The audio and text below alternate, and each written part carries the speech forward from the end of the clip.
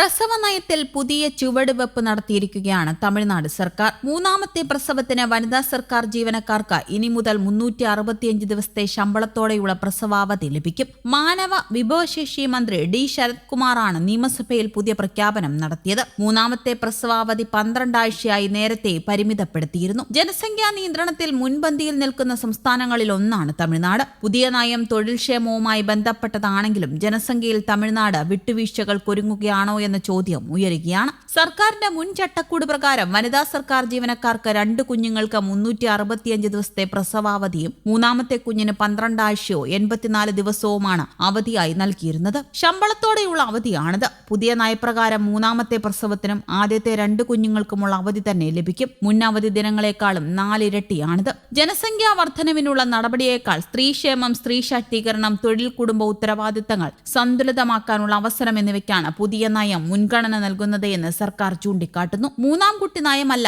തമിഴ്നാട് മുന്നോട്ട് വെക്കുന്നത്. മൂന്നാമത് കുഞ്ഞിന് ജന്മം നൽകുന്നതിന് സാമ്പത്തിക പ്രോത്സാഹനം നൽകുന്നുമില്ല. മറിച്ച് പ്രസവാവധിയിലെ നിയന്ത്രണം റദ്ദാക്കുക മാത്രമാണ് ചെയ്യുന്നത് എന്നാണ് TVK സർക്കാരിന്റെ നിലപാട്. 2ൽ താഴെ കുട്ടികളുള്ള സ്ത്രീകൾക്ക് പ്രസവാനുകൂല്യങ്ങൾ വർദ്ധിപ്പിക്കുക എന്ന തത്വവുമായി ഈ നിയന്ത്രണം ബന്ധപ്പെട്ടിരുന്നു. ഇന്ത്യയുടെ പൊതു പ്രസവ ആനുകൂല്യ ചട്ടക്കൂടിനെയും ഇത് പ്രതിഫലിപ്പിക്കുന്നു. 1961ലെയും പിന്നീട് 2017 ഭേദഗതി വരുത്തുകയും ചെയ്ത നിയമപ്രകാരം ആദ്യത്തെ 2 പ്രസവങ്ങൾക്ക് 26 ആഴ്ചത്തെ അവധിയും 2ൽ കൂടുതൽ കുഞ്ഞുങ്ങൾക്ക് 12 ആഴ്ചത്തെ അവധിയുമാണ് അനുവദിച്ചിരുന്നത്.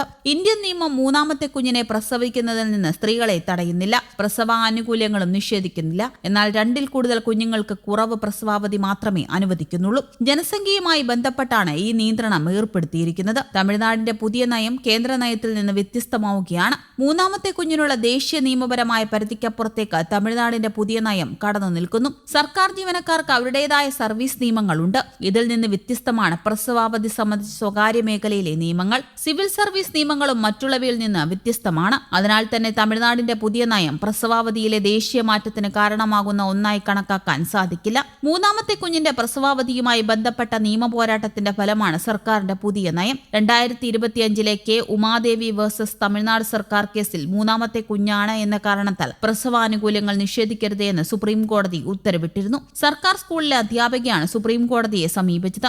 അന്തസ്സ്, ആരോഗ്യം, സമത്വം, പ്രത്യുൽപാദന തെരഞ്ഞെടുപ്പ് എന്നിവയുൾപ്പെടെയുള്ള ഭരണഘടന മുന്നോട്ട് വയ്ക്കുന്ന അവകാശങ്ങളുമായി പ്രസവാവധി ബന്ധപ്പെട്ടിരിക്കുന്നുവെന്ന് സുപ്രീം കോടതി അന്ന് ഊന്നിപ്പറഞ്ഞു. 2026 മാർച്ചിൽ മൂന്നാമത്തെ ഗർഭകാല പ്രസവാവധി 12 ആഴ്ചയായി പരിമിതപ്പെടുത്തിക്കൊണ്ട് തമിഴ്നാട് സർക്കാർ ഉത്തരവ് പുറപ്പെടുവിപ്പിച്ചു. നീക്കം ചോദ്യം ചെയ്യപ്പെട്ടതിനെ തുടർന്ന് ഏപ്രിലിൽ മദ്രാസ് ഹൈക്കോടതി ഈ നിയന്ത്രണം ന്യായീകരിക്കാനാവാത്തതാണെന്ന് വിധിച്ചു. മൂന്നാമത്തെ ഗർഭധാരണമായതിനാൽ അമ്മയ്ക്കാവശ്യമായ ശാരീരികവും പ്രസവാനന്തരവുമായ പരിചരണത്തിന് പ്രാധാന്യം കുറഞ്ഞു പോകരുതെന്ന് കോടതി നിരീക്ഷിച്ചു. മൂന്നാമത്തെ കുഞ്ഞിന് പണ ആനുകൂല്യമോ നികുതി ആനുകൂല്യമോ ബോണസോ പ്രത്യേക ക്ഷേമ പാക്കേജോ സർക്കാർ പ്രഖ്യാപിച്ചിട്ടില്ല. കുടുംബങ്ങളിൽ കൂടുതൽ കുട്ടികൾ വേണമെന്ന് സർക്കാർ പറഞ്ഞിട്ടുമില്ല. സർക്കാരിന്റെ പുതിയ നയം ജനസംഖ്യാ വളർച്ചയെ പ്രോത്സാഹിപ്പിക്കുന്ന ഒന്നായി കാണേണ്ടതില്ല.